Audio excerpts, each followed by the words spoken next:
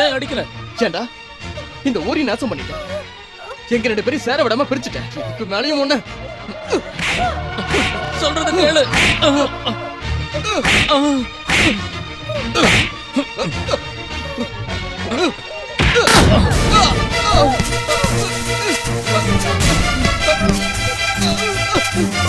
Thomas,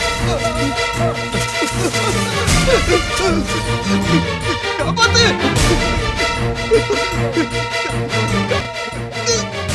புடி. இந்த புடி. புடி.